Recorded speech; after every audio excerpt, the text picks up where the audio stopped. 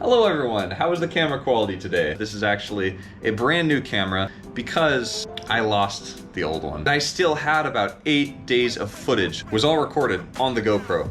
Wasn't backed up anywhere else. We went out, had an awesome time in Bangkok. We nearly got all the way home and then I checked my pockets. I actually didn't have my phone or my camera and it was 4 in the morning. So then we take a taxi all the way back to the club we were at. By that time the lights were on, club was closed, they were just cleaning up, and thank God one of the security guards found my phone. And I also still had my passport and my money, so that's cool. But to be honest, if I had to choose between losing my passport, my money, my phone, or that SD card, I would choose all that other stuff because those memories, you know, it's not all bad. The silver lining is this. Before coming on this trip, I actually got a credit card that had a $400 cashback bonus if I spent a certain amount, which means essentially I only paid $200 for the camera. So that's kind of cool. The other good news is actually encapsulated inside what we first thought was terrible news. Our whole plan after coming up to Bangkok, now keep in mind, you guys didn't see the 3 days of crap that we had to go through to get up here. It was insane. And we didn't want to go through it again. It was a lot. So we found that you can actually ship a motorbike through the mail, just like a postcard. So we were planning on doing that and then taking a flight back down to Phuket, which would be about $50 a person, if that. But I actually just went over there and found out that we can't do it because basically you need to be the owner of the bike, so you can't do it with a rental bike. Which means we now have to do the whole journey we did in reverse order, which means I get many more days to capture a ton of awesome stuff. And now we know what to look for at those places. So at the end of the day, it was a learning experience. The lesson is what I should have been doing from the beginning is paying GoPro $5 a month or whatever they want so that I can upload everything to the cloud when my GoPro's on Wi-Fi. And when you think about it, it didn't even cost me the memories because I still have those. We're gonna get to recreate a lot of the content that we did coming up here. It was a lesson for $200. It's not so bad. So with that being said, we are about to go up to one of these buildings.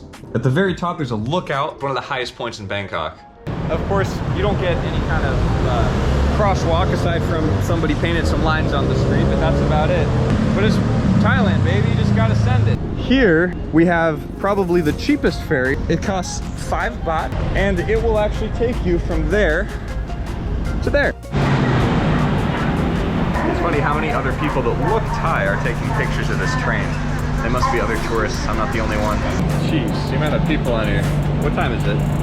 Oh, it's 5 o'clock. They're all getting off work and we're just starting our day. That's where we're going. This place already looks fancy. I feel like I'm getting on a Disneyland ride. So if you're a budget conscious person, you can come to the Skywalk and then do the VR Skywalk instead for 1/4 the price. But we're gonna pay the full price and see the actual Skywalk. I'm talking quietly because I'm in an elevator with like 20 other people right now. And my ears are literally popping. Whoa. There's the train we were on, right there. Our hotel is just behind that building. For some reason, I'm not allowed to film here, but him filming there is okay, I don't know. I'm trying to get the floors in my apartment to look like this. Penthouse suite with glass floors. That'd be sick. It's so weird about the phones here, I don't know why. So that was the second highest point in Bangkok, and this is highest Bangkok. My other GoPro is somewhere over there. Also, I don't know how this is even possible. Did he literally fall off my hand? You son of a bitch, you don't want me to get good content? Oh, he's here. If you can see, there's an ant on my finger. He is now the tallest ant in all of the land. Quite possibly a world record. We're at 314 meters. That means he is about 316 meters tall. Look that up for us. See if that's a world record. I'm sure that's something.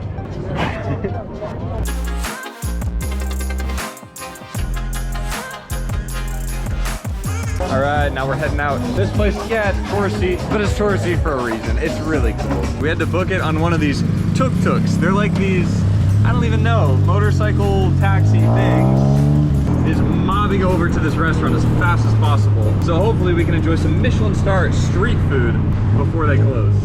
All right, well, we made it to the Michelin Star street food. We have a little bit to wait, so I think what we're gonna do, we're gonna hop over to 7-Eleven and have something kind of cool to show you. Ooh, here it is.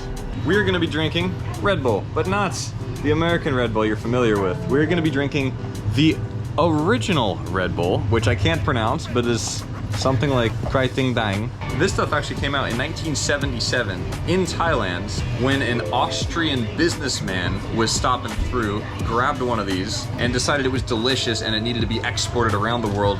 That's where they came up with this mix, which is more carbonated, added more caffeine for the Western palate. But to be honest with you, like just going off taste, I still prefer this stuff. And yeah, it doesn't have as much caffeine as the American version. However, you'll notice this one, 65 baht. These, only 10. I just think there's something super cool about the fact that you literally cannot get this. I even checked Amazon, eBay, you cannot just buy this. So I'm gonna enjoy it while I'm here. Wait, so say what happened again? So as soon as Johnny walked away, they took the wait list away and put up a sign that says no more. They're done, so we're like the last people on the list. We're like the last people on the list, and this is our last night in Bangkok. That timing is just too perfect.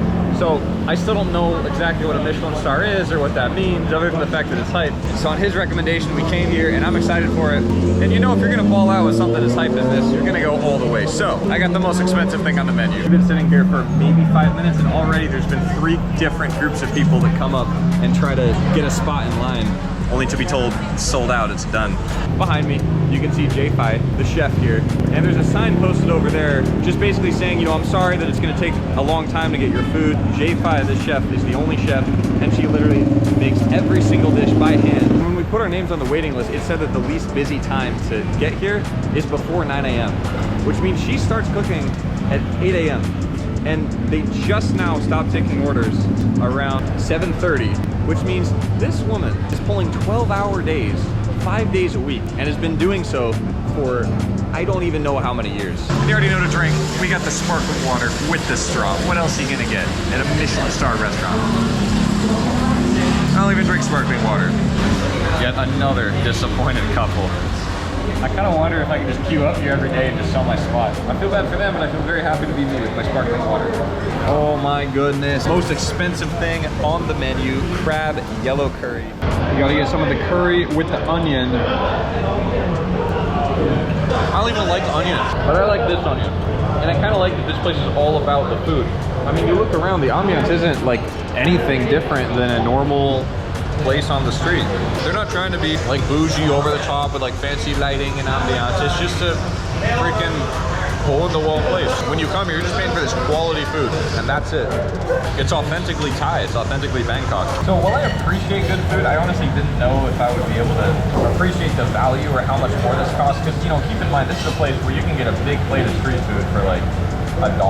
But as just an average Joe, not a foodie, I can tell you that I can actually taste the quality here.